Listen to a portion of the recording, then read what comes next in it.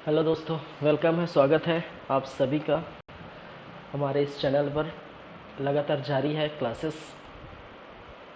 ठीक है, बायोलॉजी की क्लासेस लगातार जारी है और साथ ही साथ पैरेलल ही चल रहा है आपका सीजी हिस्ट्री की क्लासेस। तो चलिए फिर आज की क्लासेस शुरू करते हैं। देखिए, पिछले क्लास की हम आज जो है सबसे पहले बात करेंगे। आज की क्लासेस हम क्या देखने वाले हैं। ठीक है, आज की क्लासेस रेस्पिरेटरी सिस्टम या जिसको कहा जाता है श्वसन जो है तंत्र, क्या कहते हैं, श्वसन तंत्र, ये हम शुरू करेंगे आज। ठीक है, लेकिन इसके पहले हम बात करेंगे कुछ बातें किसकी, जो पिछले क्लास में रह गया था। ठीक है, तो पिछले क्लास में क्या बातें रह गई थी। एक, हम बात कर रहे थे किसकी, जस्ट 1 मिनट।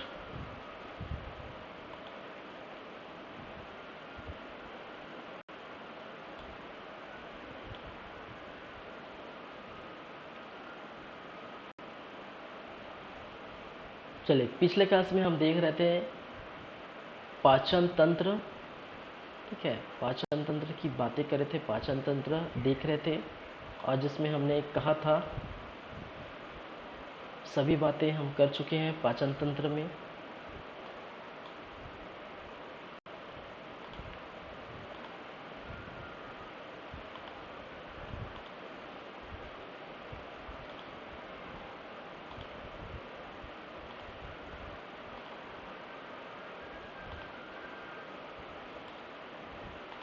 चलिए, रेस्पिरेटरी सिस्टम स्टार्ट करेंगे, लेकिन मैंने कहा था उसके पहले थोड़ा बाकी है क्या, आपका मानव पाचन तंत्र। मानव पाचन तंत्र में कुछ चीज़ें बाकी रह गई थी, उसकी हम चर्चा करेंगे। ठीक है, और वो बाकी रह गया था कौन सा, आपका लास्ट वाला पार्ट जो बचा है, जिसको हम कहते हैं बड़ी आंत। ठीक है, लार्ज इंटेस्टाइन। ठीक है, और लार्ज इंटेस्टाइन में मैंने बताया था, ठीक है, कि बड़ी आंत या लार्ज इंटेस्टाइन, जिसमें सिकम, कोलम और रेक्टम जैसे 3 चीज़ देखने को मिलती है। ठीक है, तो क्या है ये चीज़ें, कैसा वर्क करती हैं, इसके बारे में देखेंगे। ठीक है, तो सिकम को आप देख रहे हैं, यहाँ पर जो स्थिति बनी हुई है, इसी को हम क्या बोलते हैं, सिकम बोलते हैं। ठीक है, तो छोटी आंत का जो लास्ट पार्ट है, जहाँ पर आपको इलियम खत्म होता है। ठीक है, छोटी आंत का या स्मॉल इंटेस्टाइन का जो लास्ट भाग है, जहाँ पर इलियम खत्म होता है, और जो बड़ी आंत का स्टार्टिंग वाला भाग, जहाँ सिकम स्टार्ट होता है। ठीक है, तो इनका कार्य क्या है, दोनों के बीच क्या करना है, एक बॉन्ड बनाना है, दोनों के बीच क्या करना है, चीज़ों को संयोजित करना है। ठीक है, और यहाँ से सिकम से बात आती है कि जैसे ही खाना पचेगा, ठीक है, जैसे ही खाना क्या होगा, पचेगा, और पचने के बाद अनपचक भोजन को सिकम तक धकेलने की कोशिश करेगा। ठीक है, क्योंकि मैंने कहा छोटी आंत की बातें हम किए थे, और भाई साहब छोटी आंत का कार्य यहाँ पर मैंने कहा था, जितने भी पाचन की क्रिया है सभी है इसके अंतर्गत पच जाता है, सभी चीज़ खाया पिया। ठीक है, चलिए ये बात हमने किए थे। ठीक है, छोटी आंत में जो भी चीज़ें खाएं वो पच जाता है, लेकिन जब बात आती है बड़ी आंत, तो मैंने कहा पाचन में 2 चीज़ें आपको देखने को मिलती है। एक जो है पाचन में पचा हुआ, और दूसरा पाचन के अंदर अपचक। ठीक है, अपचय या फिर अपचय भोजन बोल सकते हैं। ठीक है, एक जिसको बोलते हैं पचय भोजन, और दूसरा जिसको बोला जाता है, ठीक है, एक है पचय भोजन जो पूरी तरह से पच जाता है, और एक होता है अपचय भोजन। ठीक है, दूसरा क्या बोलते हैं, अपचय भोजन। और पचय भोजन से हमें क्या मिलती है, हमें प्रॉपरली एनर्जी मिलेगी। ठीक है, क्या मिलेगी, एनर्जी मिलेगा, क्योंकि इस सेल में जाएगा, पोषक तत्व जो होंगे पचय भोजन का, ठीक है, वो क्या होगा, वो सेल में जाएगा। ठीक है, एनर्जी हमें मिलेगी। लेकिन जब बात आती है अपचय भोजन की, अब भाई साहब बात यह है कि जो भोजन पचेगा नहीं, तो जाहिर से उसको शरीर से बाहर निकालना है। अब शरीर से बाहर कैसे निकाला जाए, ठीक है, तो मैंने कहा एक चीज़ है यहाँ पर जो सिकम कहलाता है। ठीक है, सिकम क्या करता है, इस अपचय भोजन को धीरे धीरे धीरे धीरे क्या करता है, इसको बाहर निकालने के लिए कोलन तक भेजता है। आई बात मेरी? ठीक है, समझ में आई बातें? आगे चले तो मैंने क्या कहा, अगर हम बात करें किसकी, सिकम की, ठीक है, और जिसका कार्य क्या है, ठीक है। पहली बात तो इसके बारे में बात करें कि ये छोटी आंत, या जिसको हम बोलते हैं स्मॉल इंटेस्टाइन, ठीक है, छोटी आंत या जिसको बोला जाता है स्मॉल इंटेस्टाइन, ठीक है, छोटी आंत एवं बड़ी आंत जिसको बोलते हैं लार्ज इंटेस्टाइन, लार्ज इंटेस्टाइन, छोटी आंत एवं क्या है, बड़ी आंत, लार्ज इंटेस्टाइन, ठीक है। दोनों के बीच क्या करता है, ठीक है, दोनों को जोड़ने का काम करता है, दोनों के बीच, ठीक है, दोनों के बीच को जोड़ने का काम करता है, ठीक है, जोड़ने का क्या करता है, कार्य करता है, कार्य करता है, ठीक है। ये आप देख सकते हैं, इसके पहले ये देख सकते हैं, और यहाँ पर मैंने जो चीज़ें यहाँ पर प्रॉपरली आपको एक इमेज में दिख नहीं रहा होगा, लेकिन यहाँ से ये जुड़ा हुआ है, ठीक है। चलिए इलियम से ये, चलिए तो प्रॉपरली आप देख सकते हैं यहाँ पर जो छोटी आंत खत्म होती है और बड़ी आंत शुरू होती है, उसी भाग को हम क्या कहते हैं, सिकम कहा जाता है, ठीक है। और सिकम के बारे में मैंने बताया कि अपचय भोजन को सिकम क्या करता है, कोलन तक छोड़ता है, ठीक है। तो इसका क्या कार्य है कि अपचित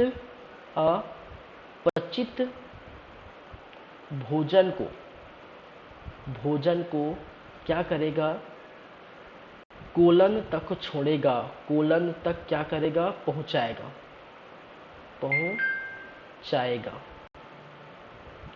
ठीक है। अपचित भोजन को क्या करेगा, कोलन तक पहुंचाएगा। चलिए ये है सिकम का कार्य। अब पहुंच गया हमारा जो अपचित भोजन, वो कहाँ पहुंच गया, वो पहुंच गया कोलन तक। कहाँ पर पहुंच गया, दूसरी चीज़ें हैं, इसमें मैं सेकंड लिख देता हूँ, और ये सेकंड कोलन, फर्स्ट, इसको मैं लिख देता हूँ फर्स्ट, ठीक है। तो सिकम, और दूसरा जिसको बोलते हैं कोलन। और कोलन का क्या कार्य है, कोलन का कार्य है कि ये पानी को वाटर को, H2O को, मतलब एक ही है, 2O को क्या करता है, अवशोषण का कार्य करता है। क्या करता है, अवशोषित करता है, यह है अवशोषित करता है। अब ध्यान दीजिएगा मैं जो बोलने वाला हूँ। अब देखिए जब आएंगे हमारा जो है अपचित भोजन जो आएगा, ठीक है, अब हम हमारे शरीर में, ठीक है, मैंने कहा शरीर में जो पानी है, भरपूर मात्रा में पानी, फिर भोजन के साथ हम पानी पीते हैं, ठीक है। पचने के बाद जो है वो पोषक तत्व ब्लड में चला जाता है, एनर्जी देता है। लेकिन अपचित भोजन के साथ आपको क्या देखने को मिलता है, जब कोलन में ये अपचित भोजन यहाँ पर आते हैं, ठीक है, कोलन में आते हैं, तो कोलन में आपको देखने को मिलेगा पानी प्लस आपके वेस्टेड मटेरियल या सॉलिड मटेरियल, जिसको वो सॉरी, सॉलिड मटेरियल, ठीक है, पानी प्लस सॉलिड मटेरियल, ठीक है। अब ये देखिए पानी होता है, साथ ही सॉलिड मटेरियल है, दोनों जो है घुला रहता है। कोलन का क्या कार्य है, इस पानी को क्या करना है, एब्जॉर्ब करना है, ठीक है। पानी को एब्जॉर्ब करेगा, और एब्जॉर्ब करके क्या करेगा, उसको सॉलिड रूप में बनाएगा, ठीक है, सॉलिड रूप में बनाएगा। और सॉलिड रूप में बनाने के बाद ये धीरे धीरे रेक्टम से होते हुए, एनस से होते हुए, ठीक है, मल के द्वारा, मल के रूप में, किसके रूप में, मल के रूप में ये क्या हो जाता है, बाहर निकल जाता है। लेकिन बात आती है जब पानी प्लस जो है सॉलिड मटेरियल बनने की क्रिया है, ठीक है, इसमें एक चीज आपको देखने को मिलेगा, और उसका नाम है ठीक है, एक बैक्टीरिया, बैक्टीरिया, और उस बैक्टीरिया का नाम है ई कोलाई। क्या है? E coli. ई कोलाई नामक क्या है? बैक्टीरिया है। और इस बैक्टीरिया ही क्या करता है? कोलन में उपस्थित जो कोलन में उपस्थित जो बैक्टीरिया है, यही क्या करता है? पानी का अवशोषण करता है। क्या करेगा? पानी को अवशोषित करेगा, पानी का अवशोषण करेगा। ठीक है, और जैसे ही पानी का अवशोषण हो जाएगा, ठीक है, तो जाहिर सी बात है व्यक्ति का, मनुष्य का जो मल है वो ठोस रूप में बनना स्टार्ट हो जाएगा। ठीक है, चलिए बात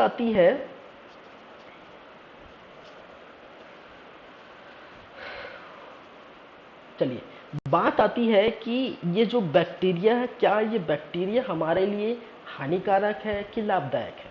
ठीक है, मैंने कहा था कि बैक्टीरिया जरूरी नहीं कि हानिकारक हो हमेशा, और जरूरी नहीं कि लाभदायक हो हमेशा। ठीक है, ये जो बैक्टीरिया है हमारे लिए क्या है? हेल्पफुल है, लाभदायक है। क्या है?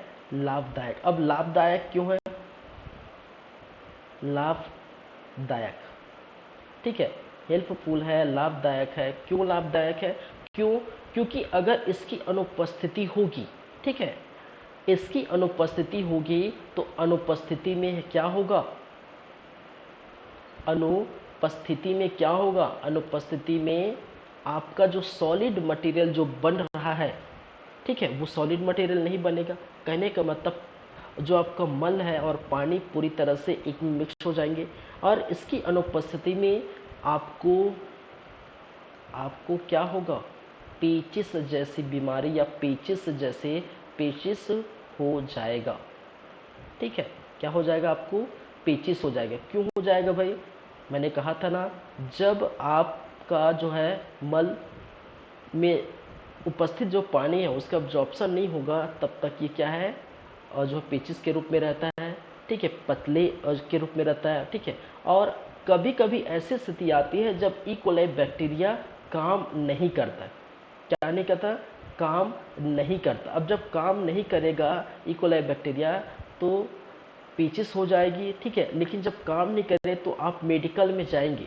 ठीक है, मेडिकल में जाएंगे और मेडिकल में आपको क्या मिलेगा? इसी ई कोलाई बैक्टीरिया को क्या करने के लिए मिलेगा?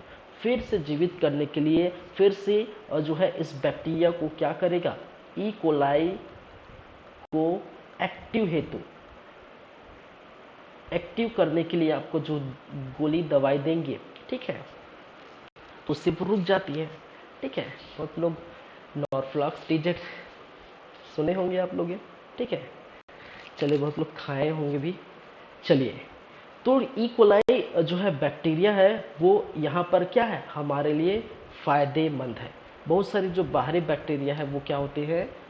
हमारे शरीर के नुकसान होते हैं। और बहुत सारे बैक्टीरिया, जैसे मैंने कहा था लैक्टोबैसिलस, एक जो है बैक्टीरिया जिसको नाम है लैक्टोबैसिलस। ठीक, और लैक्टोबैसिलस ये बैक्टीरिया क्या करता है? ये बस दूध को दही में परिवर्तन करता है, दही में परिवर्तन करता है। तो ये भी हमारे लिए क्या है? फायदेमंद है। क्यों फायदेमंद है? क्योंकि दही अगर आप खाएंगे तो उसके लिए क्या चाहिए? दूध से दही बनाना है, 2-3 दिन तक सड़ा के बनाया जाता है। ठीक है, लेकिन वो सड़ने के लिए जो कारगर है, ठीक है, वो जो बैक्टीरिया कारगर या जो बैक्टीरिया काम में आते हैं वो कहला जाता है लैक्टोबैसिलस। ठीक है, जो दूध को दही में परिवर्तन करने। ठीक है, दूसरा ई कोलाई बैक्टीरिया जो क्या करेगा? ठीक है, पानी को ऑब्जॉर्ब करके आपके मल को सॉलिड रूप में या ठोस रूप में जो है मल द्वार से मल के रूप में बाहर निकाल जाता है। लेकिन इसकी कमी होगी तो पेचिस रोग हो सकता है। अगर मेडिकल में जाते हैं तो इसको फिर से एक्टिव करने के लिए दवाई दिया जाता है, फिर से वो जो है कंटिन्यूअस जो पुराने जो सिचुएशन जैसा है, ठीक है, वैसी में फिर से पुनः आ जाता है। ठीक है, तो इस प्रकार से आप देख सकते हैं अब आपका क्या हो गया है? ठीक है, आपका जो है पूरी तरह से एब्जॉर्ब हो चुका है। क्या यहाँ पर जो है पानी अब एब्जॉर्ब हो गया है यहाँ पर। ठीक है, और धीरे धीरे ये सॉलिड जो है सॉलिड के रूप में आपको कहाँ आना पड़ेगा? ठीक है, रेक्टम। ठीक है, रेक्टम एक ऐसी जगह है जहाँ पर मल को स्टोर करके रखा जाता है। क्या है? मल को स्टोर करके रखा जाता है और यहाँ पर कभी भी मनुष्य द्वारा, ठीक है, कभी भी मनुष्य द्वारा क्या किया जाता है, समय समय पर जो है मल को बाहर निकाल दिया जाता है। और बाहर निकालने का जो रास्ता है वो कहलाता है एनस। चलिए, तो बस यही है और कुछ नहीं। थर्ड नंबर पे हम बात करें तो थर्ड नंबर में है रेक्टम, ठीक है, जिसको मलाशय बोला जाता है। मलाशय, देखिए भाई, कुछ कुछ चीज़ें आप इंग्लिश में ही याद रखिए, ठीक है, हिंदी का थोड़ा कन्फ्यूज़न होता है मुझे, खासकर साइंस में, ठीक है, कि साइंस का जो पार्ट है, वो जो की टर्म्स है, ठीक है, वो थोड़ा इंग्लिश में थोड़ा बेटर लगता है, ठीक है। चलिए, उंडकू बोलूँ, शुद्रांग बोलूँ, ठीक है, इससे अच्छा मैं कैसे कोलम, रेक्टम, ठीक है, ये सब बोल लूँ, ये ठीक है, ठीक है, और फालतू जो है, चलिए, मलाशय। चले नेक्स्ट हम बात करेंगे मलाशय की। तो मलाशय क्या होता है? बड़ी आंत की सबसे जो है अंतिम भाग कहलाएगा ये। जाहिर सी बात है, ये क्या है? बड़ी आंत, या जिसको कहा जाता है large intestine, large intestine, intestine का अंतिम भाग है, ठीक है। क्या है? अंतिम पार्ट है या अंतिम भाग है, जो भी बोल सकते हैं। पहली बातें रेक्टम के लिए। दूसरी बातें, जो मल बनी हुई है, ठीक है, मल को क्या करता है? स्टोर करके रखता है। इसका कार्य क्या है? मल को स्टोर करके रखता, ठीक है, एवं समय समय पर, ठीक है, क्या करेगा? एवं एवं समय समय पर मनुष्य द्वारा, ठीक है, समय समय पर मानव या मनुष्यों द्वारा, ठीक है, इसे, ठीक है, एनस से बाहर निकाल दिया जाता है। एनस मार्ग से, ठीक है, एनस मार्ग से बोल सकते हैं, एनस मार्ग से क्या करते हैं? बाहर निकाल दिया जाता है, बाहर निकाल देते हैं, ठीक है।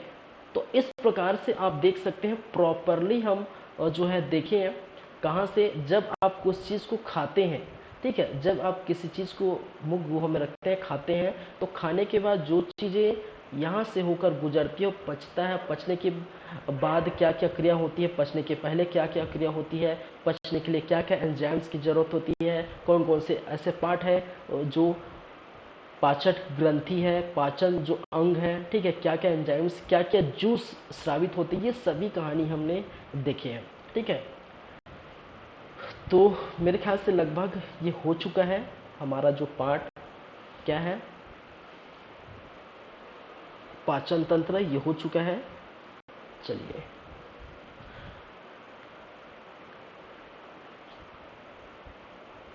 पाचन तंत्र के बाद कुछ बातें करते हैं, ठीक है, पाचन तंत्र से संबंधित जो रोग है, ठीक है, क्या है? पाचन तंत्र से संबंधित रोग,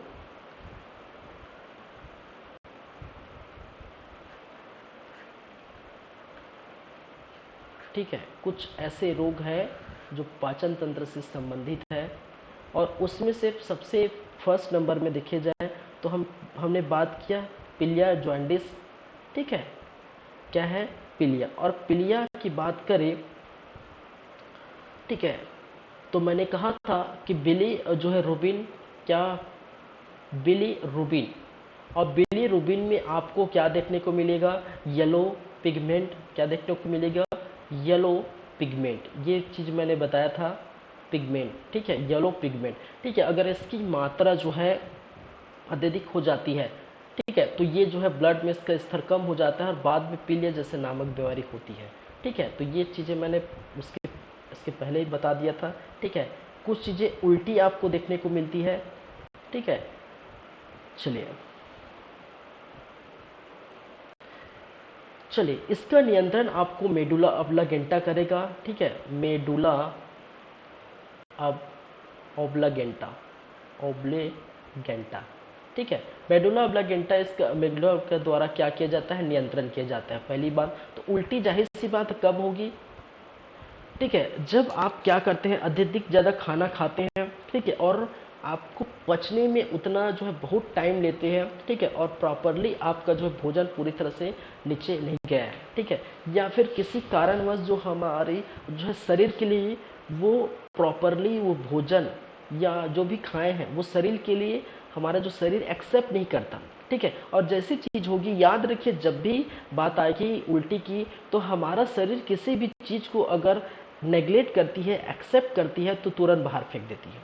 ठीक है, वो रखना नहीं चाहती, क्योंकि अगर ऐसी चीज़ें रखेंगी नहीं, ठीक है, ज़्यादा मात्रा में होगी, तो वो क्या है, तबीयत भी खराब हो जाएगा। तो उल्टी जो है का जो नियंत्रण मेडुला ऑब्लागेंटा के बारे में बात करेंगे जब मस्तिष्क पढ़ेंगे। ठीक है, जब ब्रेन का जो सिस्टम पढ़ेंगे। ठीक है, ब्रेन पढ़ेंगे, जैसे नर्वस सिस्टम पढ़ेंगे। ठीक है, नर्वस सिस्टम में आपका जो पार्ट है ब्रेन का।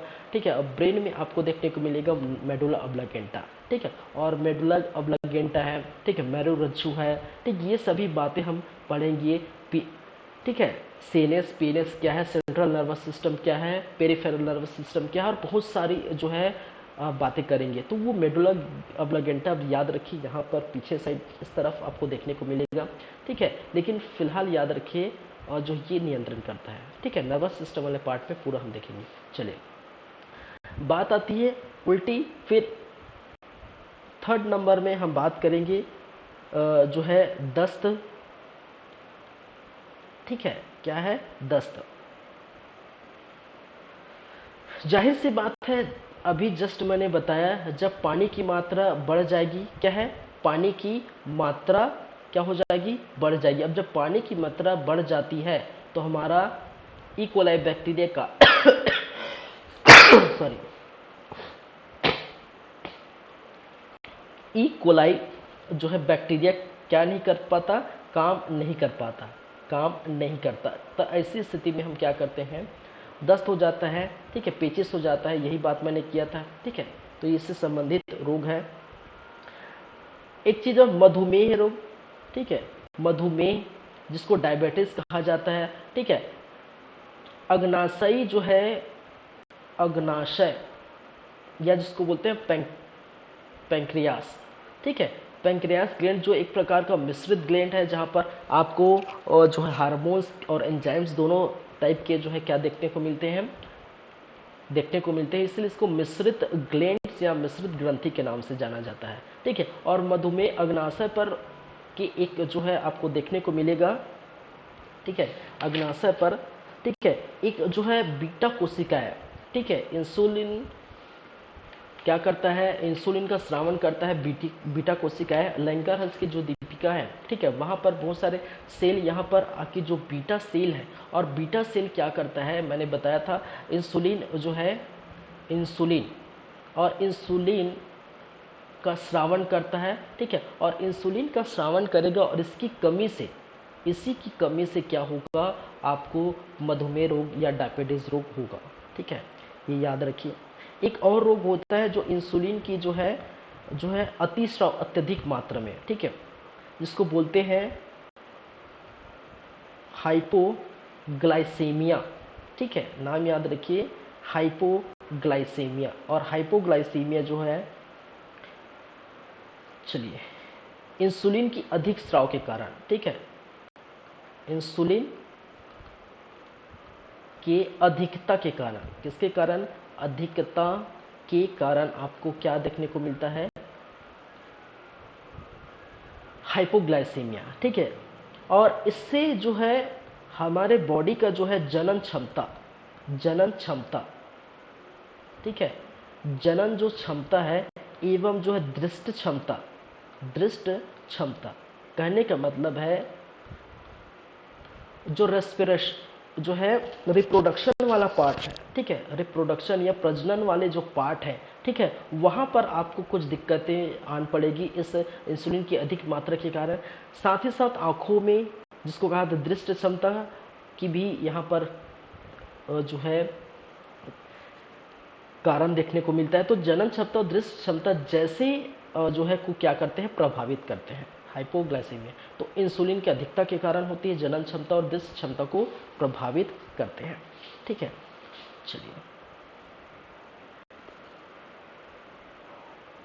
चलिए एक और है नाम, मैं यही लिख देता हूँ, यकृत के अंदर होता है लीवर सिरोसिस। ठीक है, एक नाम है लीवर जो है सिरोसिस। क्या है, सिरोसिस। चलिए, लीवर सिरोसिस। और इस लीवर सिरोसिस कब होता है, जब आप अधिक मात्रा में क्या पीते हैं, शराब का सेवन। ठीक है, जब अधिक मात्रा में आप शराब का सेवन करते हैं तो वो जो लीवर है वो प्रॉपरली वर्क नहीं जो है कहा जाता। ठीक है, और इसके तहत जो है लीवर को बाद में क्या क्या जो है प्रतिस्थापित कर सकते हैं, प्रत्यारोपण करते हैं, ट्रांसफर कर सकते हैं। ठीक है, तो ट्रांसप्लांट करने के लिए भी आप देख सकते हैं, लेकिन ऐसे जो है शराब पीने से, शराब का लगातार सेवन करने से उसमें जो टॉक्सिन होते हैं, ठीक है, लीवर क्या करता है, देखिए लीवर का मेन कार्य जो, जब भी शराब का आप सेवन करते हैं, ठीक है, जब भी आप शराब का या जो टॉक्सिक जो है चीज़ों का सेवन करते हैं, ठीक है, तो शराब जैसे चीज़ें क्या करता है, लीवर में जाएगा और अत्यधिक जो टॉक्सिक है वो लो टॉक्सिक में चेंज करके जो है आपको दे देता है, आपको कहाँ पर, वृक में, किडनी पर, जहाँ छान के आपको मूत्र के द्वारा और अन्य तरीके से वो बाहर निकाल दिया जाता है। लेकिन जब बात आती है बहुत ज़्यादा टॉक्सिक लगातार ले रहे हैं, ठीक है, बहुत ज़्यादा मात्रा में शराब का सेवन कर रहे हैं, तो हमारा जो लीवर है प्रॉपरली उसको high toxic to lower toxic change नहीं कर पाता। तो ऐसी स्थिति में क्या होती है कि लीवर जो है लगभग ख़राब होने को देखने को मिलता है। तो जो शराबी है, ठीक है, वो हमेशा अपने जो है टीवी में, ठीक है, या कहीं देखे होंगे कि भगवान मुझे जो है क्या वह जो है क्या है, लीवर या किडनी जो है अब दो दिए हैं तो एक ही दीजिए और बाकी जो है अब भले दो चार दे दिए। ठीक है, इस प्रकार से कॉमेडी टाइप होता है। लेकिन याद रखिए, लीवर है, किडनी है, ये सभी चीज़ें आपको शराब के कारण से जो है डैमेज होते हैं। ठीक है, चलिए, तो यहाँ पर पीलिया की बात किए, जहाँ बिलीरुबिन और जो है बिलीवर्डिंग जो है देखने को मिलता है कहाँ, पैंक्रियाटिक ग्लैंड्स में। लेकिन यहाँ पर बिलीरुबिन की बात की जाए, येलो पिगमेंट, येलो जो है वर्णक देखने को मिलता है, और यही येलो की अधिकता के कारण, ठीक है, पीलिया का रोग जो है अधिक मात्रा में येलो पिगमेंट अगर हो जाता है तो बॉडी में ब्लड की कमी हो जाती है, जिसके कारण से हमारा जो बॉडी हल्का सूखने लगता है। ठीक है, और साथ ही साथ पूरा जो शरीर है, ठीक है, वो पीला पीला दिखाई देता है, आँख का जो पूरा घेरा, पूरा बॉडी पीला का दिखाई देता है। ठीक है, इसके कई इलाज हैं, आप डॉक्टरी इलाज भी करा सकते हैं, साथ ही साथ वैद्य इलाज करा सकते हैं। अगर आप गांव के हैं तो जानते होंगे, गांववासी जो वैद्य से इलाज कराते हैं, एक धागा नुमा जो संरचना जो है माला या दिया जाता है। ठीक है, लगातार हर दिन वो माला नीचे तरफ वो बढ़ते जाता है, और जितनी ज़्यादा बढ़ेगी वो धीरे धीरे क्या होगा, ये पीलिया ख़त्म हो जाएंगे। ठीक है, तो मैं ये बोलना चाह रहा हूँ कि आप मेडिकल भी ट्रीटमेंट कराइए और वैद्य भी ट्रीटमेंट कराइए। तो ऐसा नहीं कि बहुत सारे ऐसे जो लोग हैं सिर्फ वैद्य के भरोसे बैठे रहते हैं, वहाँ ठीक नहीं होता, बाद में जो है दिक्कत होने लगती है। ठीक है, तो वैद्य का ट्रीटमेंट भी कराइए, साथ ही साथ जो है मेडिकल भी ट्रीटमेंट कराइए। बात करें उल्टी की, मैंने कहा, ठीक है, ये बात कर चुके हैं, 10 के बारे में बात कर चुके हैं, मधुमेह। ठीक है, बीटा सेल के में बीटा सेल द्वारा उत्सर्जित जो इंसुलिन है, इसकी कमी के कारण हमें क्या देखने को मिलती है, मधुमेह या डायबिटीज़ रोग। और ये एक प्रकार का मिश्रित गिल्ड है, अमाशय, और यहीं से आपको और जो क्या हार्मोन्स और जो एंजाइम्स देखने को मिलता है। हाइपोग्लाइसीमिया, ठीक है, इंसुलिन की अधिकता के कारण, जिसमें जनन क्षमता, ठीक है, रिप्रोडक्शन वाले पार्ट या दृश्य क्षमता, ठीक, आंख वाले जो पार्ट है वो वहाँ पर प्रभावित होते हैं। लीवर से उसे जानते हैं, शराब का अधिक सेवन से आपको देखने को मिलता है। ये सारी चीज़ें क्या है, पाचन तंत्र से संबंधित जो रोग है, जो कई बार एग्जाम में जो है पूछे गए हैं। ठीक है, खासकर और जो है इम्पोर्टेंट यहाँ पर देखिए, तो ये जो ये इम्पोर्टेंट है आपका, ये इम्पोर्टेंट है आपका, ये इम्पोर्टेंट है, तीन ज़्यादातर इम्पोर्टेंट है। ठीक है, और एक खासकर ये भी लीवर सिरोसिस। चलिए चलिए, तो ये चीज़ें हो चुकी हैं आपकी, लगभग ख़त्म हो चुका है कौन सा, पाचन तंत्र, ठीक है। और आज हम देखने वाले थे क्या, श्वसन तंत्र, रेस्पिरेशन सिस्टम। चलिए, तो थोड़ा बाकी था वो हम देख लिए, ठीक है। चलिए, नेक्स्ट हम बात करेंगे जो है श्वसन तंत्र, ठीक है। क्या है श्वसन तंत्र, या जिसको कहा जाता है रेस्पायरेटरी सिस्टम, रेस्पायरेटरी सिस्टम।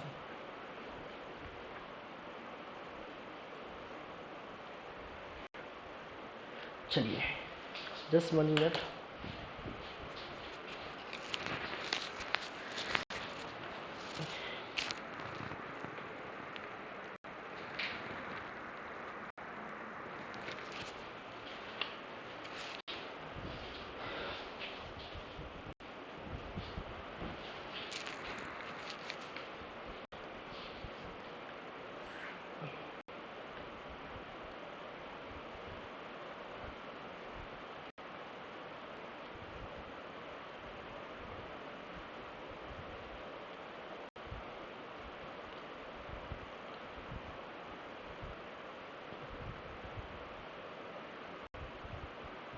चलिए, रेस्पिरेटरी सिस्टम, श्वसन तंत्र।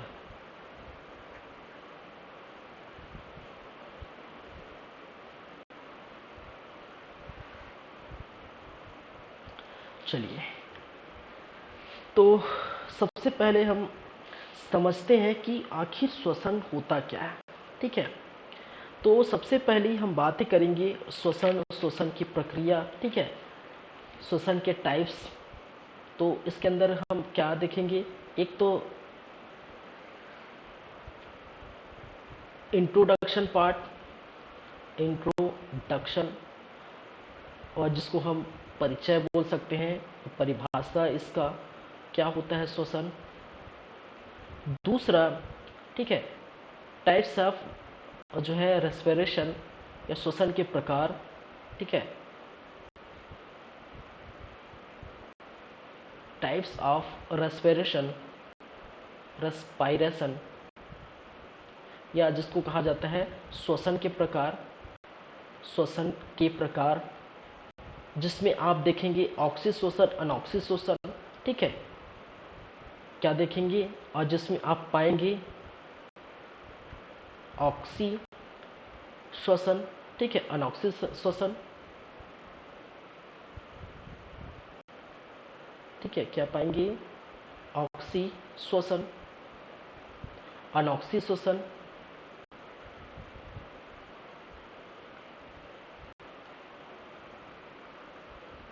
ठीक है, सबको हम देखेंगे। चलिए, aerobic respiration and aerobic respiration, and ठीक है, एंड एरोबिक रेस्पिरेशन, ठीक है, जब आएगा तो हम इसको देखेंगे, ठीक है। फिर प्रोसेस ऑफ रेस्पिरेशन, ठीक है, क्या देखेंगे, प्रोसेस ऑफ रेस्पिरेशन, या जिसको बोलते हैं श्वसन के प्रकार, श्वसन की कार्यविधि, याद रखें, श्वसन की जो है क्रियाविधि या कार्यविधि, क्रियाविधि, ठीक है, किस प्रकार से श्वसन कार्य करता है ये हम देखेंगे। चलिए,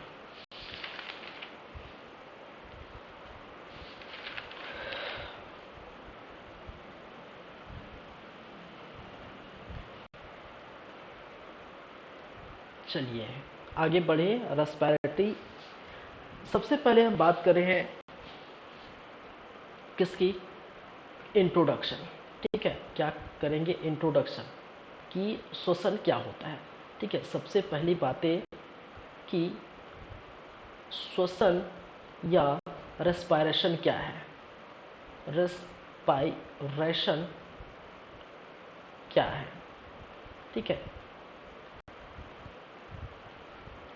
ये बहुत गंभीर बातें हैं। ठीक है, चलिए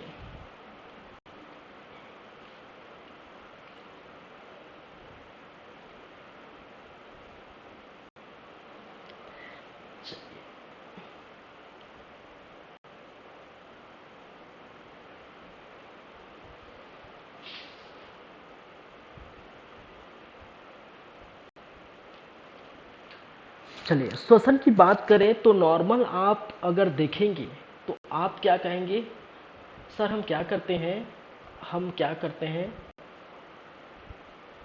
हम क्या करेंगे, नाक से हम क्या करेंगे, सांस लेंगे। ठीक है, और नाक से सांस लेने की क्रिया को हम क्या करते हैं, श्वसन करते हैं। लेकिन याद रखिए ये प्रॉपर श्वसन का जो है डेफिनेशन नहीं है।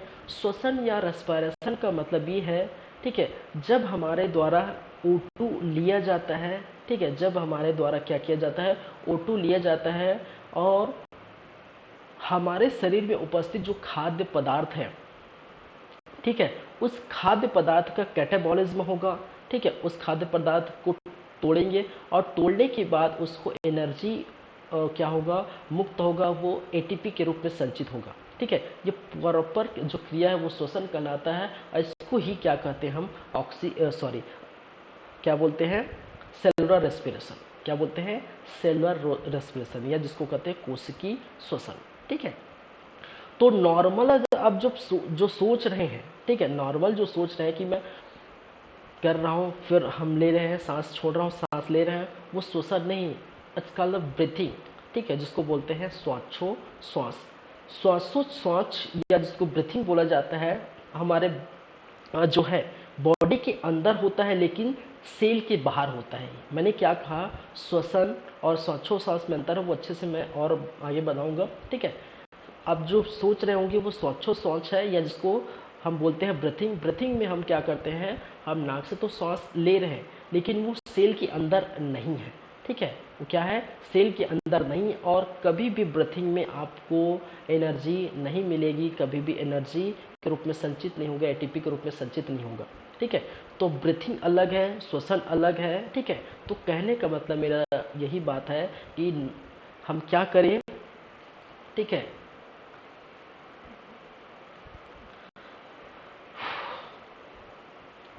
सांस के द्वारा O2 को ग्रहण कर, O2 को ग्रहण कर क्या करना है, ठीक है, भोज्य पदार्थों का क्या करेंगे, कैटाबॉलिज्म करेंगे।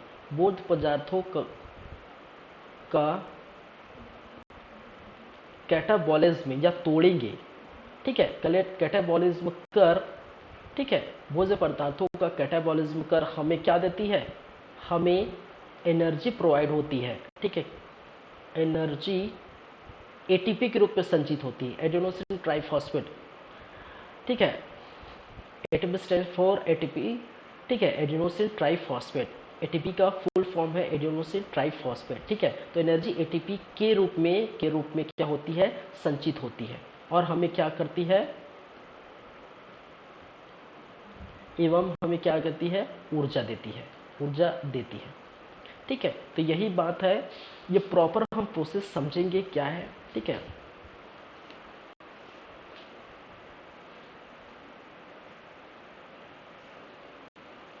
चलिए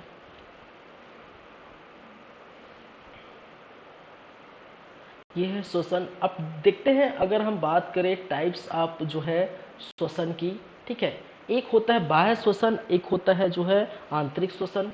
ठीक है, चलिए हम आगे देखेंगे। जो है श्वसन के प्रकार, श्वसन के क्या है, प्रकार, टाइप्स ऑफ रेस्पिरेशन। ठीक है, अब श्वसन के प्रकार कौन कौन से होंगे भैया, एक जो है बाहर होगा तो उसको बाहरी श्वसन कहेंगे, एक अंदर होगा तो जो है आंतरिक श्वसन करेंगे। ठीक है, एक जिसको बोलते हैं बाह्य श्वसन, एक जिसको बोला जाता है बाह्य श्वसन, ठीक है। एक्सटर्नल रेस्पायरेशन, इंग्लिश में बोलेंगे एक्सटर्नल रेस्पायरेशन, रेस्पायरेशन, ठीक है। चलिए, दूसरा जिसको बोलते हैं आंतरिक श्वसन, क्या बोलते हैं? आंतरिक श्वसन, इंटरनल रेस्पायरेशन, ठीक है। क्या बोलेंगे? Internal respiration, respiration. तो बाहरी श्वसन एक कहलाता है, एक अंदरूनी श्वसन। अब बाहरी श्वसन कहने का मतलब क्या है? ठीक है, बाहर होगा। किसके बाहर होगा? शरीर के बाहर तो नहीं हो सकता, कोशिकाओं के बाहर होगा, ठीक है। किसके बाहर हो गए? कोशिकाओं के बाहर। तो इसी को हम बोलते हैं ब्रीथिंग, ठीक है। इसका सबसे बड़ा जो है वो क्या है? वो है ब्रीथिंग, या जिसको बोला जाता है श्वासोच्छ्वास, श्वासो स्वाच, ठीक है। मैं इसलिए बार बार बोलता हूँ, वे छाछो छाट की बोले, मैं भी अटक गया, ठीक है। स्वाछो श्वास बोलने से सब ब्रीथिंग बोले, ठीक है। स्काल्ड ब्रीथिंग, ठीक है। चलिए, इंग्लिश टर्म यूज करना सीखिए। चलिए, आंतरिक श्वसन, आंतरिक श्वसन के अंतर्गत इसको दो भागों में हमने बात करेंगे। एक जो है आपको ऑक्सी श्वसन, ठीक है। एक क्या कहा जाता है? ऑक्सी श्वसन, ठीक है। Aerobic respiration, aerobic respiration, respiration. और दूसरा जिसको बोलते हैं एनएरोबिक रेस्पायरेशन, जिसको बोलते हैं अनाक्षी श्वसन, अनाक्षी श्वसन, ठीक है। या जिसको बोलते हैं एन एरोबिक रेस्पायरेशन, ठीक है। तो ये कहानी है। ब्रीथिंग की बात की जाए तो ब्रीथिंग भी दो टाइप की आपको देखने को मिलेगा, ठीक है। कहने का मतलब दो तरफ से कर सकते हैं ब्रीथिंग टाइप्स। कहने का मतलब ब्रीथिंग की जो है चीज़ें, पहले मैं ब्रीथिंग समझाऊंगा, फिर जो है श्वसन और ब्रीथिंग में थोड़ा डिफ्रेंशिएट बताऊंगा, फिर आप जो है समझ जाएंगे, ठीक है। चलिए, मैं ब्रीथिंग की बात करूं या श्वासोच्छ्वास की बात करूं तो ये दो तरह की हम कर सकते हैं, ठीक है। निःश्वसन एक को कहा जाता है निःश्वसन, निःश्वसन, और एक को कहा जाता है उच्च श्वसन, उच्च श्वसन, ठीक है। एक को कहते हैं इंस्पायरेशन और दूसरा एक्सपायरेशन। एक्सपायरी डेट वाला एक्सपायरेशन नहीं, ठीक है, इंस्पायरेशन, ठीक है। और दूसरा जिसको बोलते हैं एक्सपायरेशन, ठीक है। निःश्वसन, उच्च श्वसन, ठीक है।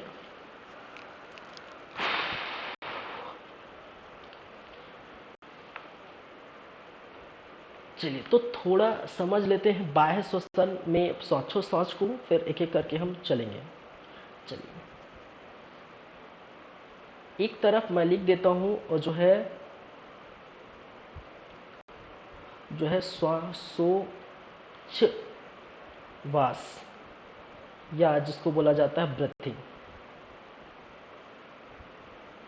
ठीक है। ब्रीथिंग बोला अच्छा रहेगा, सिंपल, ठीक है। एक हम बोलेंगे श्वसन, या जिसको रेस्पायरेशन बोलेंगे, रेस्पायरेशन, ठीक है। तो आप ये समझ लेंगे तो जाहिर सी बात है ये प्रॉपर आपको समझ में आ जाएगा।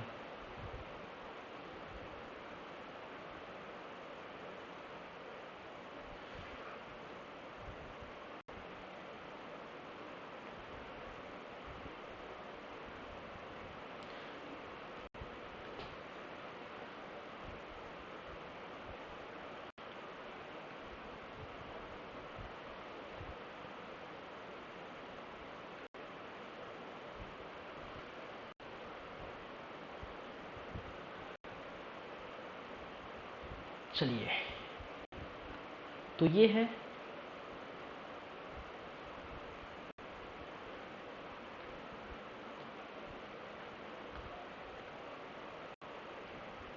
चलिए बात करेंगे सबसे फर्स्ट नंबर में, ठीक है।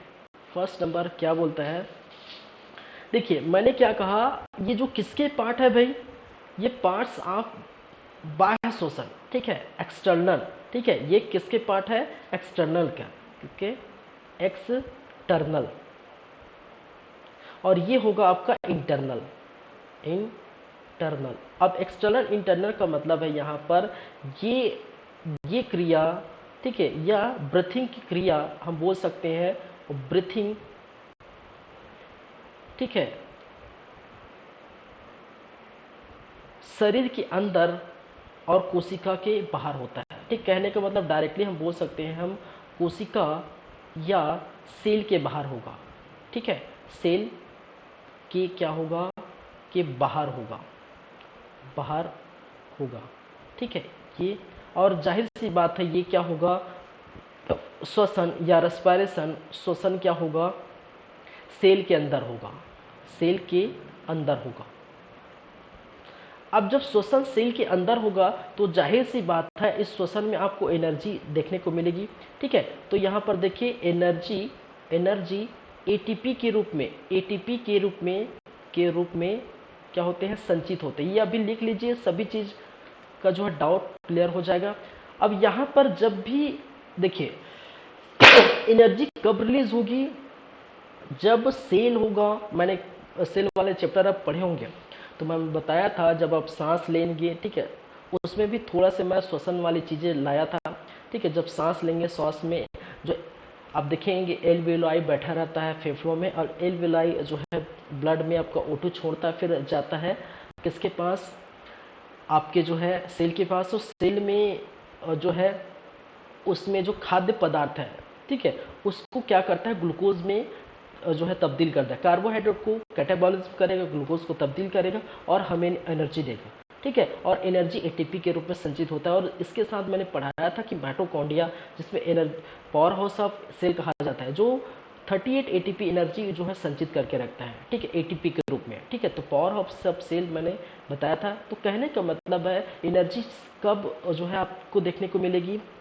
ठीक है, संचित होगी, जब श्वसन की क्रिया या कोई भी क्रिया जो है, श्वसन की क्रिया जो है सेल के अंदर हो, ठीक है। तो यहाँ ब्रीथिंग जो है सेल के बाहर हो रहा है, कहने का मतलब हमारे बॉडी के अंदर होगा। अगर मैं कर रहा हूँ, ठीक है, जो है ऑक्सीजन ले रहा हूँ, कार्बन डाइऑक्साइड छोड़ रहा हूँ, जस्ट कॉल्ड ब्रीथिंग।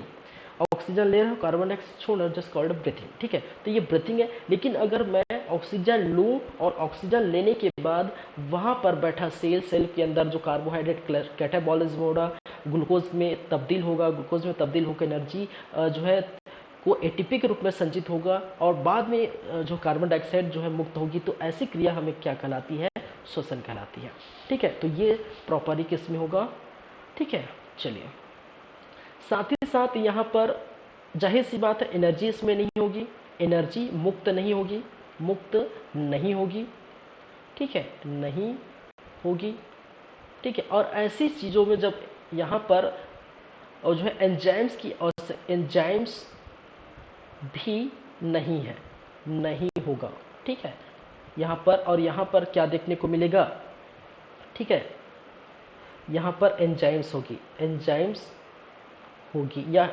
एंजाइम्स की आवश्यकता होगी। क्या सभी चीज़ जब सेलुलर रेस्पिरेशन देखेंगे तो वहाँ पर और अच्छे से चीज़ें समझ में आएंगी, ठीक है।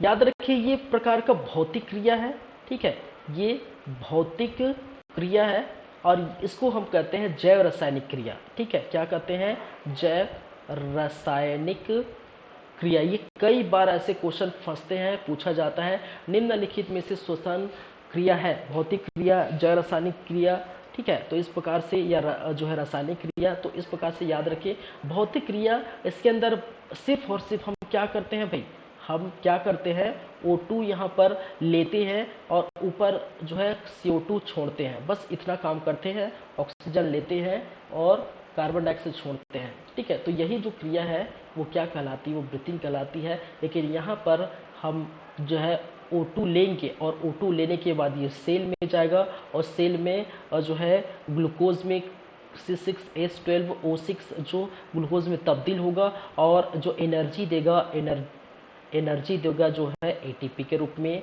ठीक है। और बाद में फिर से ये चल के आपको देखने को मिलेगा, ये पूरा प्रोसेस आएगा, ठीक है। ठहरेंगे ये सभी प्रोसेस आपको देखने को मिलेगा, एनर्जी मिलेगा, एनर्जी मिलने के बाद ये बाद में फिर से कार्बन डाइऑक्साइड ये बाद में निकल जाएगा, बात की बात है, ठीक है। तो ये जैव रासायनिक क्रिया है। चलिए, तो श्वासोच्छ्वास हो गया और श्वसन हो गया, ठीक है। तो प्रॉपरली समझ आ गया श्वासोच्छ्वास। देखिए, श्वासोच्छ्वास जो है दो तरह से कर सकते हैं, एक कहा जाता है निःश्वसन, ठीक है, और दूसरा उच्च श्वसन, ठीक है। इसका मतलब है निःश्वसन का मतलब है सांस लेना, ठीक है, इसका मतलब है सांस लेना, और इसका मतलब है सांस छोड़ना। क्या है? सांस छोड़ना, ठीक है। तो इसके दो भाग है, सांस लेना और क्या करना है, सांस छोड़ना। चलिए आगे बढ़े। चलिए ब्रीथिंग हम देखेंगे, क्या है ब्रीथिंग।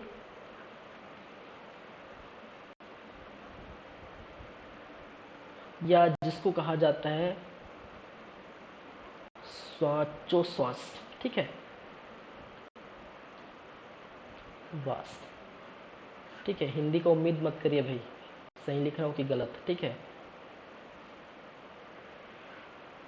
चलिए, ब्रीथिंग या जिसको कहा जाता है श्वासोच्छ्वास, ठीक है। देखिए, ब्रीथिंग के जो है दो टाइप के तरह ले सकते हैं, ठीक है। एक जो है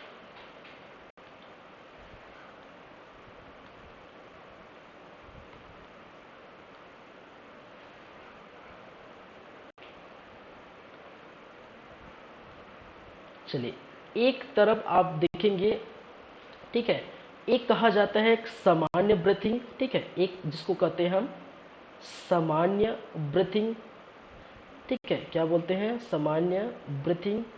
और दूसरा है असामान्य ब्रीथिंग, क्या बोलते हैं, असामान्य ब्रीथिंग, ठीक है। सामान्य ब्रीथिंग और असामान्य ब्रीथिंग। तो सामान्य ब्रीथिंग क्या है, जैसे हम नॉर्मल कर रहे हैं, ठीक है, क्या कर रहे हैं, क्या कर रहे हैं भाई, नॉर्मल हम क्या कर रहे हैं, सांस ले रहे हैं, ठीक है, क्या कर रहे हैं, सांस छोड़ रहे हैं।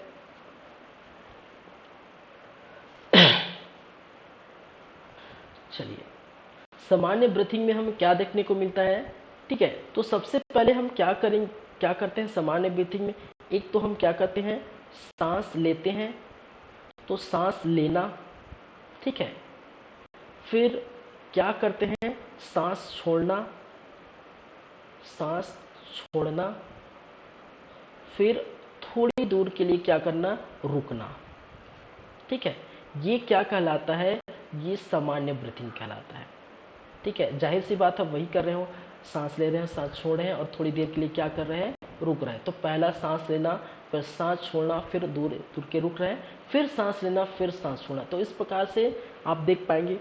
लेकिन असामान्य ब्रीथिंग में आपको क्या देखने को मिलता है, जस्ट थोड़ा से उल्टा आपको देखने को मिलेगा। यहाँ पर आप क्या करेंगे, जो है सांस लेना, ठीक है। कोई व्यक्ति अगर असामान्य ब्रीथिंग करेगा तो सांस लेगा, फिर उसके बाद जो है क्या करेगा, सांस छोड़ेगा, सांस रुकेगा, क्या करेगा, रोकेगा,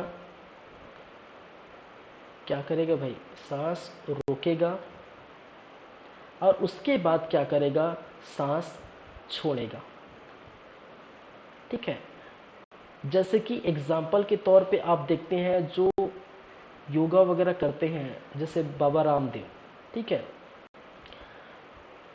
एग्जाम्पल के आप समझेंगे कि जो है बाबा रामदेव,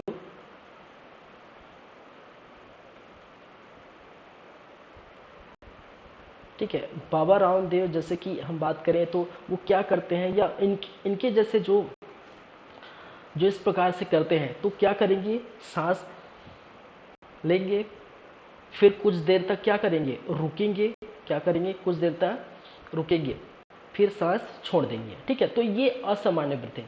और सामान्य ब्रीथिंग जी नॉर्मल क्या करेंगे, सांस लेंगे, छोड़ेंगे, फिर थोड़ा से रुक जाएंगे, फिर लेंगे, फिर छोड़ेंगे, फिर रुक जाएंगे। ये असामान्य ब्रीथ, ये सामान्य ब्रीथिंग, ये असामान्य ब्रीथ। ठीक है, तो नॉर्मल व्यक्ति जो है क्या करता है, जो है नॉर्मल जो है व्यक्ति, ठीक है, नॉर्मल या ह्यूमन के द्वारा या नॉर्मल एनिमल के द्वारा क्या किया जाता है, जो है ये इस प्रकार की क्रिया की जाती है। लेकिन जो है अब बात करते हैं असामान्य, तो बाबा रामदेव या उसके जैसे जितने भी हैं योगा करने वाले, ठीक है, तो वो इस प्रकार से असामान्य ब्रीथिंग करते हैं। चलिए,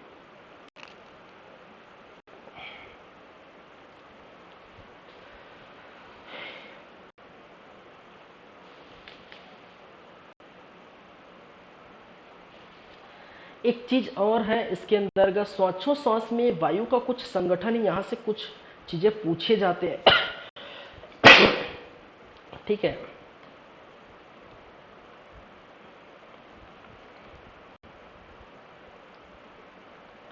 ब्रीथिंग के समय गैसों का जो है गैसेस का संगठन, ठीक है, कुछ संगठन है, ठीक है, गैसेस का संगठन आपको देखने को मिलेगा। मतलब कौन सी गैस जो है कितनी मात्रा में इसमें पाई जाती है। ठीक है, तो गैस आप देखने को मिलेगा, एक तो हमारे वायुमंडल में गैस की जो मात्रा है आप जानते हैं, इस चीज़ को भली भांति परिचित है।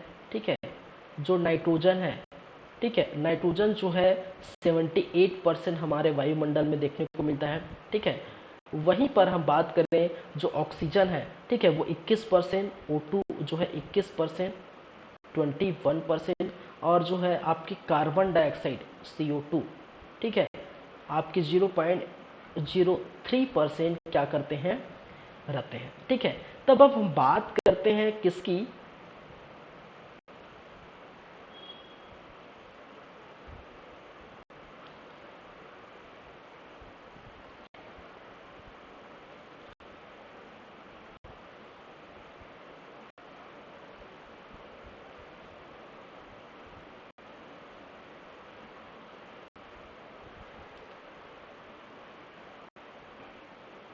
Just 1 minute.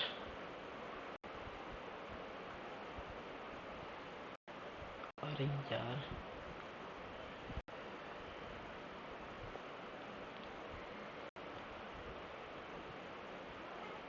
चलिए, तो हम कहाँ थे, हम बात करते हैं अगर इसकी, तो इसकी हम बात करेंगे तो देखिए हमारा जो वायुमंडल में देखने वाली जो चीज़ है, ठीक है, जो मिलने वाली चीज़ है वो क्या है, वो है नाइट्रोजन, ठीक है, वो है आपके ऑक्सीजन, वो है आपके कार्बन डाइऑक्साइड, और उसकी प्रतिष्ठा आपको देखने को मिल रही है।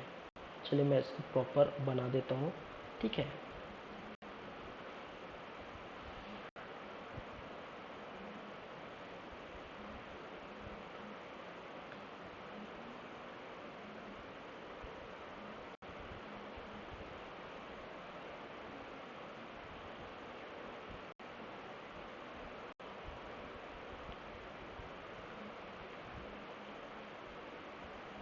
चलिए, तो देखिए ये जो आप देख रहे हैं नाइट्रोजन 78%, ठीक है,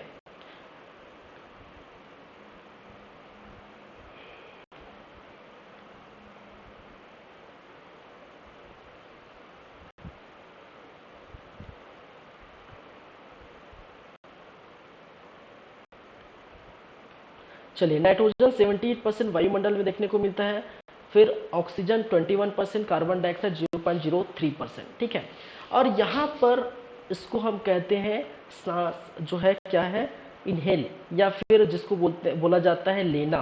ठीक है, सांस के द्वारा ये सभी क्या किया जाता है, लिया जाता है। ठीक है, जिसको कहा जाता है इनहेल, इनहेल, ठीक है, इनहेल किया जाता है। ठीक है, और एक्सेल या सांस के द्वारा इसको छोड़ा जाता है।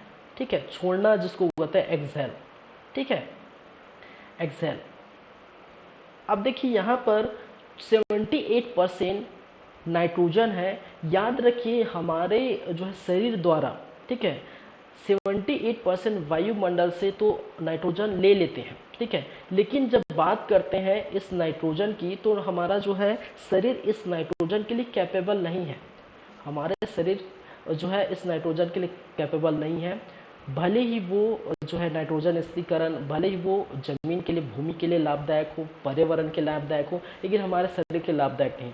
तो इसी कारण से जब बात आती है, ये सभी नाइट्रोजन को 78% लिया जाता है, हमारे द्वारा 21% लिया जाता है, वायुमंडल से 0.03% लिया जाता है। लेकिन जब छोड़ने की बात आती है तो नाइट्रोजन को पूरे के पूरे लगभग 78% जितना है वो प्रॉपर पूरे के पूरे छोड़ देते हैं, ठीक है। क्या कर देते हैं, पूरे के पूरे हम 78% जो है वायुमंडल को छोड़ देते हैं, ठीक है।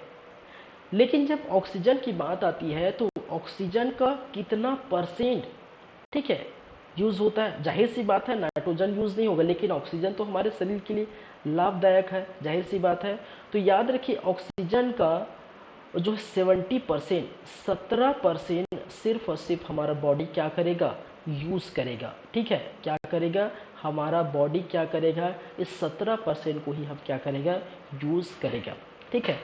लेकिन 17% के बाद जो बच जाते हैं, ठीक है, 17%, ठीक है, 17%, 17+4, ठीक है, तो ये कितने हो गए, 21। तो 4% बच गए। तो 4% जो ऑक्सीजन है वो बाद में तब्दील हो जाता है कार्बन डाइऑक्साइड के रूप में, और एक कार्बन डाइऑक्साइड के रूप में बाद में तब्दील होके ये 4% जो है कार्बन डाइऑक्साइड के रूप में बाहर निकल जाते हैं, ठीक है। हालांकि कार्बन डाइऑक्साइड हमारे द्वारा लिया जाता है 0.03%, लेकिन जब बात आती है ऑक्सीजन कन्वर्ट हो जाता है कार्बन डाइऑक्साइड में और 4% कार्बन डाइऑक्साइड बाहर निकल जाता है, ठीक है। चलिए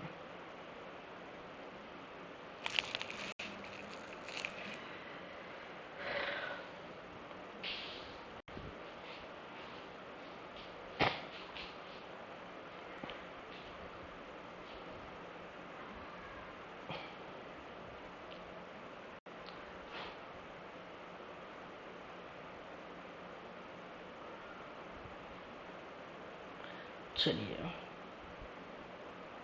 सॉरी, मैं यहाँ पर यही तो मैं सोच रहा हूँ कैसे हो गया है, ठीक है। याद रखिए ये 17% बाहर निकल जाता है, ठीक है। याद रखिए 17% जो है क्या हो जाता है, बाहर निकल जाता है, और बाद में यही जो 17 यूज़ कितना होता है, 4%, ठीक है। कितना होता है, यूज़ कितना होगा, 4%, ठीक है। थोड़ा मिस्टेक था। चलिए यूज़ कितना होगा, अगर ये तो कितना होगा, 4% यूज़ होगा, ठीक है। और ये 4% जो है कार्बन डाइऑक्साइड के रूप में क्या हो जाता है, बाहर छोड़ा जाता है, ठीक है। बाद में जो है 4% जो है कितना कार्बन डाइऑक्साइड के रूप में क्या किया जाता है, छोड़ा जाता है। 17% क्या कर देते हैं, बाहर फेंक देते हैं, ठीक है। अब जो लिखा है एक्सेल क्या कर देते हैं, बाहर फेंक देते हैं। याद रखिए O2 का 4% ही हमारे शरीर के लिए यूज़ होता है, ठीक है। कुछ अगर बातें करें तो यहाँ पर हम बोल सकते हैं O2 का 4% ही शरीर के लिए या बॉडी के लिए यूज़ होता है, बॉडी के लिए क्या करता है, यूज़ होता है, ठीक है। O2 का कितना, सिर्फ 4% बॉडी के लिए यूज़ होता है।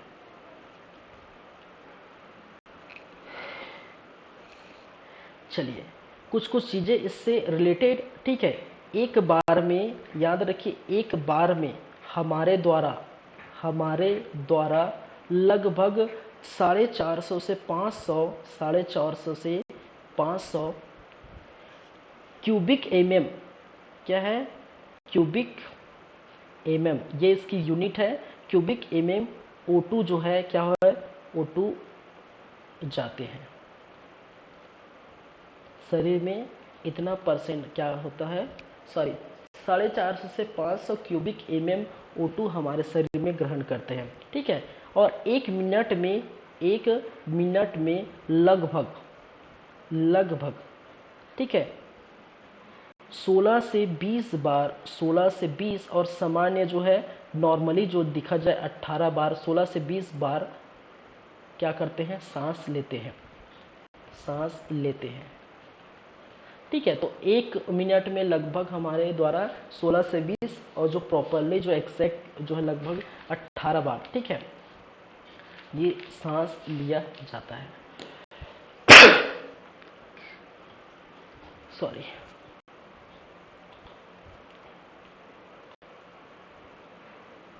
तो ये हो गई कहानी किसकी, ब्रीथिंग के समय गैसेस का संगठन आप देखेंगे, ठीक है। चलिए,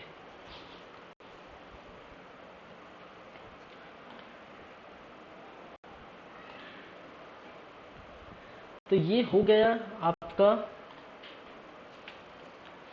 तो क्या क्या हो गया भाई,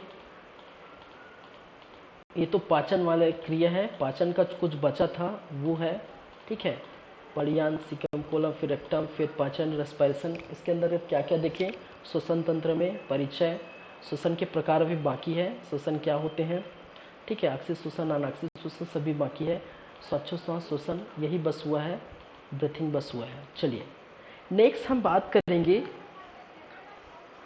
प्रॉपर प्रोसेस, ठीक है। चलिए प्रॉपर हम प्रोसेस को ध्यान देंगे, क्या क्या देखने को मिलेगा प्रोसेस के अंदर।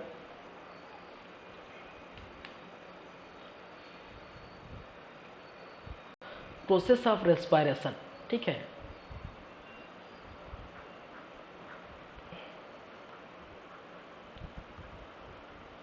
प्रोसेस ऑफ रेस्पिरेशन, ठीक है, श्वसन, श्वसन के या श्वसन की प्रक्रिया, ठीक है, श्वसन के क्रियाविधि या श्वसन की क्रियाविधि, यहाँ की लिखना बेटर होगा, श्वसन की क्रियाविधि। चलिए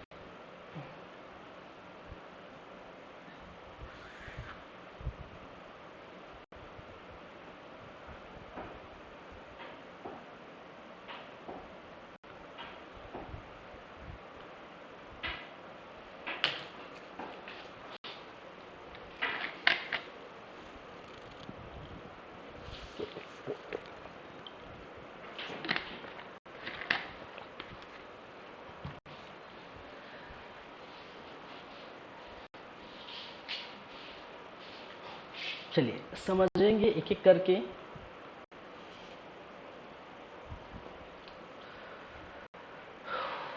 सॉरी,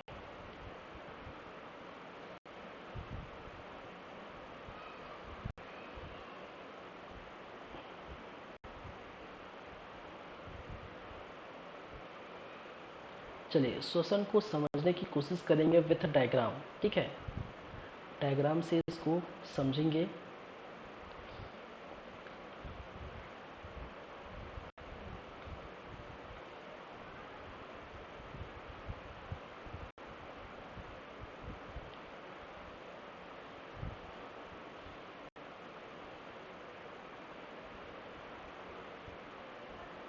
चलिए इस प्रकार के संरचना आपने देखे होंगे, ठीक है, जाहिर सी बात है।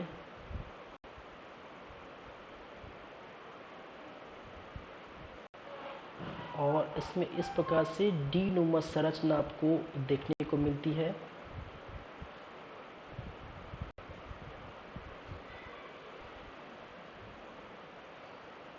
चलिए बस आप समझने पढ़ने के उससे ध्यान दीजिए, ठीक है।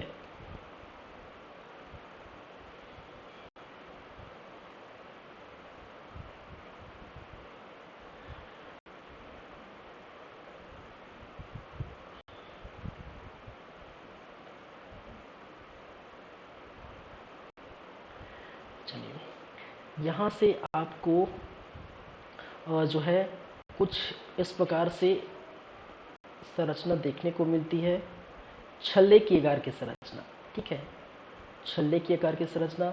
वहीं पर आपकी इस तरफ भी कुछ छल्ले की आकार की संरचना, प्रॉपर ये लगभग बंधा वाला छल्ले की आकार की संरचना, ठीक है।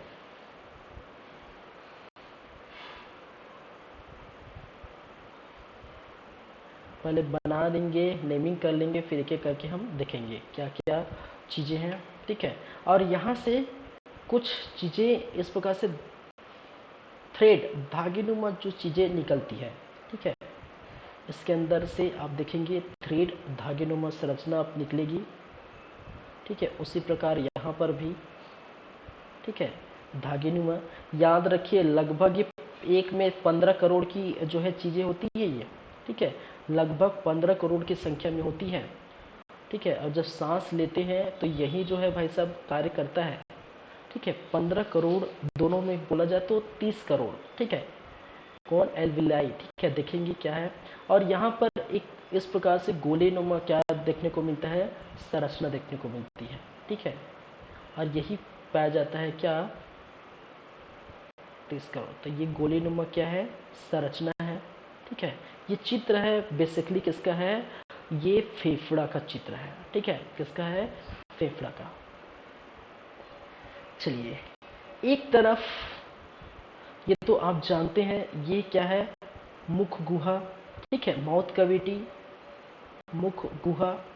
देखिए मैंने कहा था मुख गुहा से लेकर यहाँ कर्ण तक जाएंगे तो हमारा खाने वाला पार्ट और जो है हार्ट जो सॉरी लंग्स वाला पार्ट, वो दोनों लगभग एक ही है। ठीक है, तो खाने वाला पार्ट पीछे चला जाता है और लंग्स वाला पार्ट जो है आगे चला जाता है। वही इपिग्लॉटिस जो बताया कंठ, वही जो है उसी के बीच का एक पार्ट है जो वहाँ पर आपको देखने को मिला था। चलिए, ये है आपके नाक। ठीक है, क्या है, नाक या नोज। ठीक है, यहाँ पर जिसको एक ऐसी थोड़ी पतली धागेनुमा संरचना आपको देखने को मिलती है। ठीक है, इस प्रकार से हेयर्स। ठीक है, नाक में हल्का जो है हेयर्स देखने को मिलती है। ठीक है, नासा गुहा, नॉस्ट्रिल चैम्बर। ठीक है, क्या बोला जाता है, नासा गुहा, नासा गुहा जिसको बोलते हैं नॉस्ट्रिल चैम्बर। ठीक है,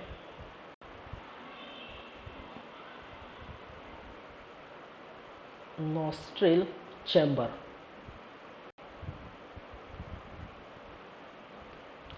चलिए, एक यहाँ पर जिसको बोला जाता है, क्या बोलते हैं, लैरिंग्स। क्या बोलते हैं, लैरिंग्स। ठीक है, एक जो फेरिंग्स भी है। ठीक है, बताएंगे क्या है लैरिंग्स, क्या है फेरिंग्स। एक है आपका फेरिंग्स। ठीक है, जिसको बोलते हैं ग्रसनी। और दूसरा यहाँ पर आपको देखने को मिल रहा है लैरिंग्स। ठीक है, ऐसी संरचना है। ठीक है, ये कहलाता है आपका लैरिंग्स। ठीक है, लैरिंग्स जिसको कहते हैं स्वर यंत्र। ठीक है, क्या है, स्वर यंत्र। ठीक है, एडम्स एप्पल, ये जो चित्र देख रहे हैं ये कहलाता है एडम्स एप्पल। क्या बोलते हैं, एडम्स एप्पल। ठीक है, आदम का सेब जिसको बोलते हैं टेटुआ। ठीक है, टेटुआ समझते हैं ना, यहाँ पर उसी को भाई साहब एडम्स एप्पल या जिसको आदम का सेब या टेटुआ कहा जाता है। तुम्हारा टेटुआ दबा दूंगा, वैसे बोलते हैं ना लड़ाई झगड़े में, वैसे वाला है। ठीक है, चलिए नेक्स्ट हम बात करेंगे इसके बाद जो चीज़ें हैं। ठीक है, ये क्या कहलाता है, ये सांस नली है। ठीक है, इसको हम क्या कहते हैं, सांस नली। ये क्या है, सांस नली। ठीक है, जिसको ट्रैकिया बोलते हैं। क्या बोला जाता है, ट्रैकिया। ठीक है, चलिए, एक जो इस प्रकार से जो ट्रैकिया श्वास नली है, श्वास नली में आप जाएंगे तो इस प्रकार से धागेनुमा कुछ संरचना निकली होगी। ठीक है, इस प्रकार से अब धागेनुमा संरचना ये निकली होगी और वहीं जाके संरचना जाके क्या हो जाता है, छोटे छोटे धागेनुमा संरचना में बढ़ जाता है। ठीक है, ये दूसरा कलर मैंने ले लिया, ये धागेनुमा संरचना निकली होगी। ठीक है, और छोटे छोटे दूसरे धागेनुमा संरचना में बन जाता है। ठीक है, और यही जो धागेनुमा संरचना है और इसी को हम कहते हैं, इसी को क्या कहा जाता है, इसी को कहा जाता है आपकी ब्रोंकाई। ठीक है, क्या कहते हैं? ब्रोंकाई। मैं इधर लिख देता हूँ, स्पेस नहीं है। ठीक है, इसी को कहा जाता है ब्रोंकाई। ठीक है, चलिए ये हो गए। ठीक है, अब उसके बाद अगर जाएंगे तो धीरे धीरे छोटा छोटा जो है ये ऐसी संरचना आपको देखने को मिलेगी।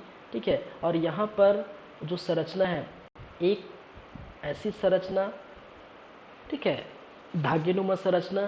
ठीक है, ब्रोंकाई जो है छोटे छोटे फिर से धागेनुमा संरचना में क्या हुआ है, डिवाइड किया है। ठीक है, इसी को कहा जाता है ब्रोंकियोस। क्या कहते हैं? ब्रोंकियोस। ठीक है, इसी को हम क्या बोलते हैं? ब्रोंकियोल्स। ठीक है, देखिए, और उसके बाद जो रेड टाइप की जो संरचना है, ये गोल अनुमा संरचना है। ठीक है, गोल टाइप ये जो संरचना देख रहे हैं, गोले गोले आकार का। ठीक है, यही कहलाता है एल वियोलाई। एल और जो है वियोलाई, जिसको कहते हैं वायु कोश। क्या कहा जाता है? वायु कोश। ठीक है, चलिए, यहीं पर है आपका जो है, मैं इसको इधर लिख देता हूँ, यहाँ पर कुछ लिखना पड़ेगा, ड्रॉ करना पड़ेगा। ब्रोंकाई। ठीक है, इसको ये यहाँ पर जो धागेनुमा संरचना है, इसको हमने क्या नाम दिए थे? इसको नाम दिए थे ब्रोंकाई।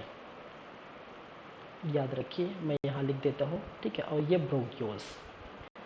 ठीक है, चलिए, ये जो स्थान है, ये जो जगह है, ठीक है, ये जो हमारा जो फेफड़ा देख रहे हैं, ऊपर जो फेफड़ा देख रहे हैं, उसके नीचे छू के देखिएगा। ठीक है, इस प्रकार के आर्क टाइप के जो संरचना देखने को मिलती है। ठीक है, किस प्रकार की संरचना देखने को मिलती है? इस प्रकार से आर्क टाइप संरचना देखने को मिलता है। ठीक है, जो हमारा जो फेफड़ों को क्या करता है? सपोर्ट करके रखता है। क्या करता है? सपोर्ट करके रखता है। ठीक है, इस प्रकार की जो संरचना आपको देखने को मिलती है, आर्क टाइप की संरचना। ठीक है,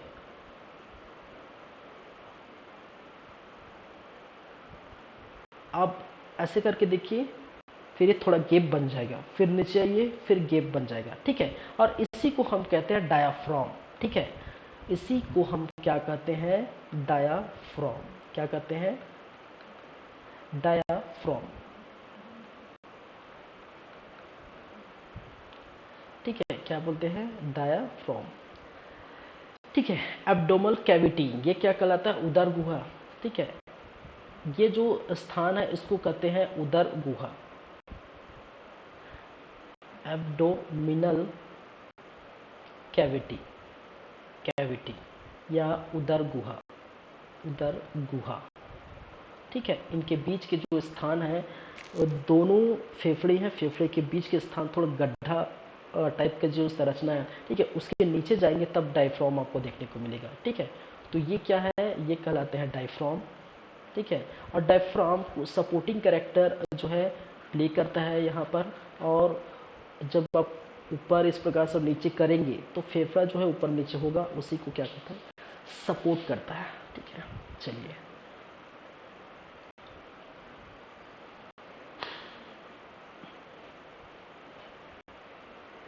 चलिए, और इस प्रकार से एक रिब्स जो है हड्डी आपको देखने को मिलेगी। लेकिन मैं रिब्स वाला चैप्टर, ठीक है, ये इस प्रकार से आपको क्या देखने को मिलेगा? ठीक है, देखिए, ये तो फेफड़ा है।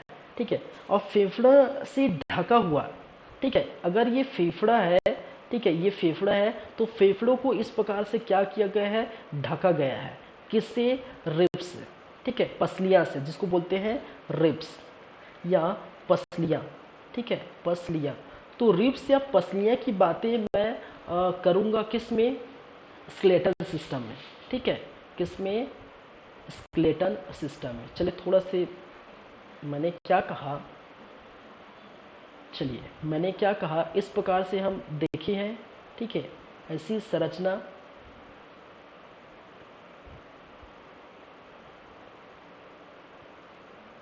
चलिए, ये बना हुआ है, ये बना हुआ है। ठीक है, अब इनके बीच में इस प्रकार से आप देखेंगे ऐसी इसको घेरी हुई क्या है, संरचना बनी हुई है। ठीक है, इस प्रकार से क्या हुआ है, संरचना बनी हुई, और इसी को हम क्या कहते हैं, रिब्स कहते हैं, रिब्स या जिसको पसलियाँ। और इस पसलियाँ रिब्स को मैं यहाँ नहीं बनाया हूँ, ठीक है, क्योंकि सभी को बनाऊंगा कोई मतलब नहीं, क्योंकि जो पार्ट है वही बनाऊंगे, क्योंकि इसके बीच में इधर हार्ट का चित्र है, या सॉरी हार्ट आता है तो मैं हार्ट थोड़ी बना दूँ भाई। ठीक है, जो मुझे ज़रूरत है वही बनाऊंगा। इधर हार्ट आएगा, ठीक है, उधर थोड़ी बना दूंगा। ठीक है, इस तरफ नीचे जाऊंगा किडनी बनाऊंगा, थोड़ी बनाऊंगा। ठीक है, तो याद रखिए ये रिब्स वाली जो टॉपिक है या रिब्स वाला जो पार्ट है वो हम पढ़ेंगे किसमें, स्केलेटल सिस्टम, या जिसको कहा जाता है कंकाल तंत्र। किसमें पढ़ेंगे, कंकाल तंत्र में। ठीक है, तो ये अभी सिर्फ और सिर्फ इसी को ध्यान दीजिए, रिब्स वाले जो पार्ट है वो कंकाल तंत्र के अंदर आता है। ठीक है, चलिए, लगभग इसकी संख्या मैंने क्या कहा, एक में आपको देखने को मिलती है कितनी, इसकी संख्या है लगभग 15 करोड़। ठीक है, इसमें भी और इसमें भी लगभग क्या है, 15 करोड़ की लगभग है। तो लगभग दोनों दोनों क्या हो गए, मात्राएं 30 करोड़ लगभग क्या देखने को मिलता है, एल्वियोलाई देखने को मिलता है। ठीक है, चलिए, तो ये है जो है क्या, श्वसन की प्रक्रिया का सिर्फ अभी देखिए डायग्राम बना हुआ है। ठीक है, क्या है नासा गुहा, क्या है फेरिंग्स, क्या है लैरिंग्स, क्या है ट्रैकिया, क्या है ब्रोंकाई, क्या है ब्रोंक्योस, क्या है एल्वियोलाई, क्या है डायफ्राम। ठीक है, कैसे कार्य करते हैं, ठीक है, किस प्रकार से ये अपने कार्य को एग्जीक्यूट करते हैं, ये सभी बातें होंगी।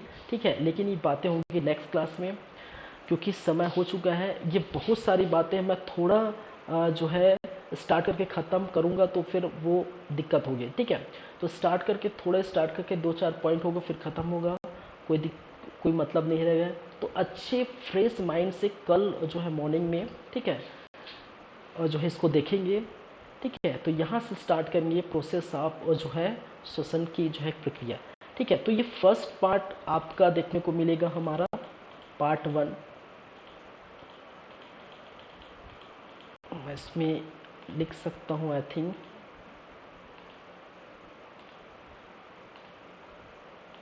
ठीक है, तो मैं इसको अभी लिख देता हूँ पार्ट 1। ठीक है, ये है पार्ट 1। ठीक है, क्योंकि रेस्पिरेटरी का पार्ट 1 आया है तो पार्ट 2 आएगा जल्दी कल। ठीक है,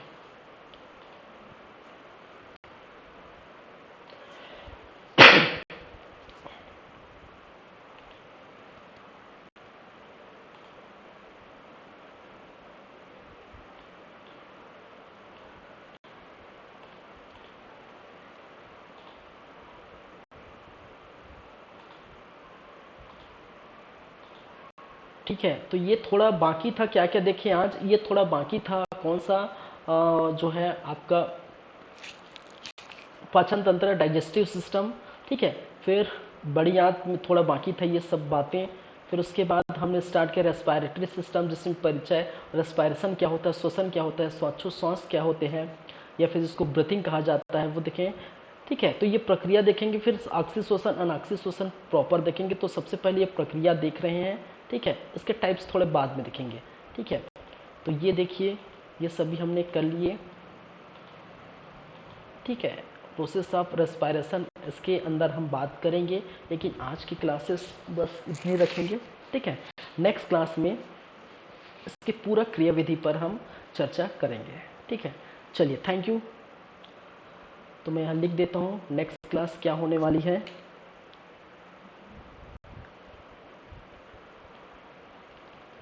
नेक्स्ट क्लास जो होगा वो है रेस्पिरेशन